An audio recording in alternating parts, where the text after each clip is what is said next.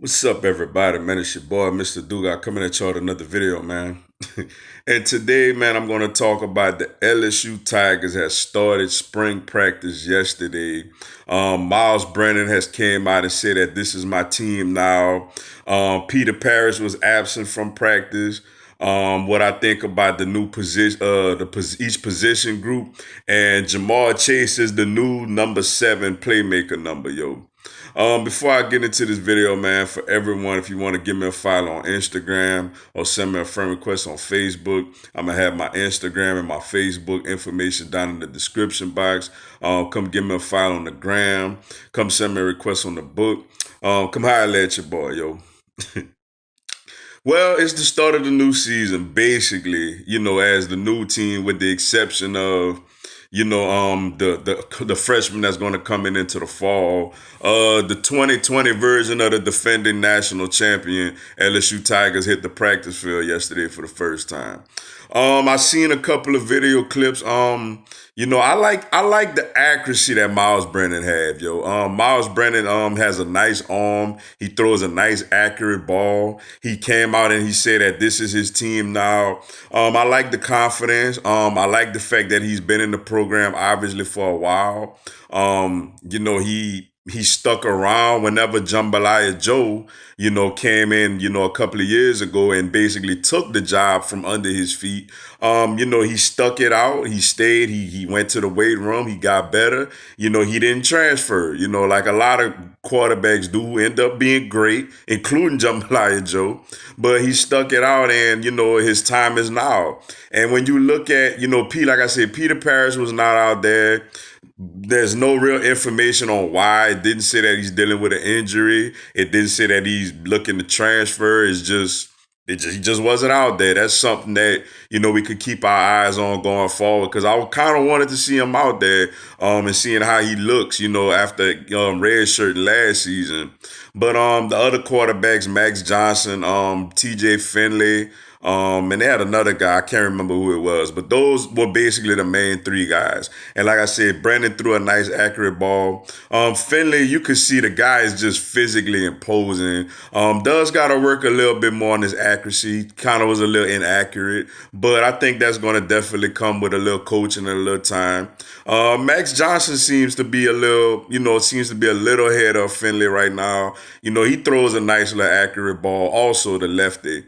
But my biggest thing with Myles Brennan this season, man, he looks great out there in jersey and shorts, man. He looks amazing. My biggest concern with him, man, is how will he fare whenever there's a blitz right up his gut? When there's a blitz right up the gut, or whenever, we're going to have a new left tackle, we're going to have a new center, we're going to have a new right guard. How does he adapt whenever those guys get beat and there's pressure on him on the road, in the swamp, on the plains, or at Texas A&M, or with Alabama, at home, or Texas at home? How will he, fare to that? He never really played, in a big time environment yet. So that's the one concern I have. Like I said, the offensive line, it's going to need a little work, man.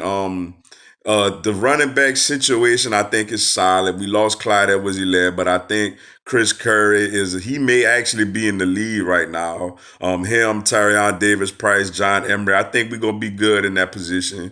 He's not practicing yet, the incoming freshman, Eric Gilbert, but I think he's going to be amazing at tight end. Jamar Chase, man, is the new number 7. The playmaker number, which every year, that's going to be a guy making plays. We messed up with that number one year when we prematurely gave it to Jonathan Giles before the season, before Jambalaya Joe's first year. It was more so of, the guy was amazing with Texas Tech with Patrick Mahomes, and we just assumed he would come in and be amazing with us, and that just was not the case. He struggled mightily, and he took, at the time, he took reps away from a guy like Jamar Chase and a guy like Terrence Marshall Jr. He ended up during the middle of the season taking that number off and taking number 12. And I think from that situation, we we start giving it to guys who at least really produced with us the prior season. And that number 7 is well deserved for him. It's going to look good on him. Can't wait to see him go out there and produce. The nation's top receiver coming back, yo. The receiving core is going to be loaded, man. Jamal Chase, Terrence Marshall Jr. You got guys like Trey Palmer, Devontae Lee, the freshman, Keyshawn Butte, Carl Moore. I think the Racing McMahon. I think the wide receiver core is going to be loaded again. Defense, man, is interesting to see how we switch from the 3-4 to the 4-3. How we're going to use Tyler Shelvin. He was more of a zero technique 3-4 in tackle. Will he move in as a 4-3 D tackle? How that's going to go? What we do with Marcel Brooks, as a pass rusher. He's kind of small to be a 4-3 in. He was actually kind of small to be a 3-4 in. But, we use his speed and athleticism to get after the quarterbacks. But I think the D-line going to be deep, man, especially on the interior, with the freshmen coming in and the guys that we have coming back. The linebacker situation is interesting. A guy like Damone Clark has to have a big-time season. This is his year to have a breakout year. Other freshmen coming in, those guys, Josh White, Antoine Sampa, those guys are looking to get some playing time. And in the secondary, where I think we're going to be good again, you're going to have by far the best cornerback in college football coming back next season in Derek Stingley Jr. He may get 5 balls thrown his way all season. Safeties, man, Ja'Cory Stevens is back. You got Kerry Vincent back in the slot. The other safety position, I think, is going to end up being Mo Hampton, though, he's not really practicing right now because he's playing baseball. But I think that he showed some nice signs last year. So I think, he going to come in and hold it down. But, they still got guys like Todd Harris coming back off of an ACL injury. Jordan Toles looked pretty good out there from what I seen. The freshman coming in. But in the other cornerback position, Cardell Flott, is it the freshman Elias Ricks? We go see who wins that battle. But like I said, I'm a little concerned. I want to see how Myles Brennan does against pressure. I want to see how the offensive line gels together and plays with some subtractions on the offensive line. I think we'll be fine at running back. I think we'll be fine at receiver and tight end. I think we'll be okay on the D front. I think linebacker, I think defensively as a whole, we're going to be pretty solid, yo.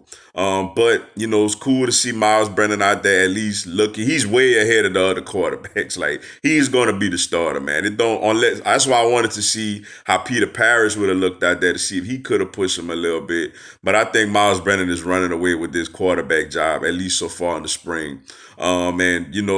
Great to see Jamal Chase, man. Shout out to him, the new playmaker number 7 for LSU. One spring practice down, a few more to go, man. Obviously, the big spring game next month. Looking forward to it, yo.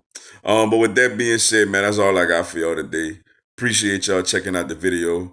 Go on, hit the like button for your boy and give me a subscribe, man. I'm going to have LSU and NCAA football content throughout the year. Also, this coming Tuesday at 6 p.m. Eastern, 5 p.m. Central, 3 p.m. Pacific, I'm going to do a live Q&A. Y'all can come on there, ask me anything, tell me anything. I'll answer your questions, respond to your comments, and give you a shout out on the live, yo. Y'all should join me. It'll be some good stuff. Until then, yo, y'all have a blessed one. Go Tigers.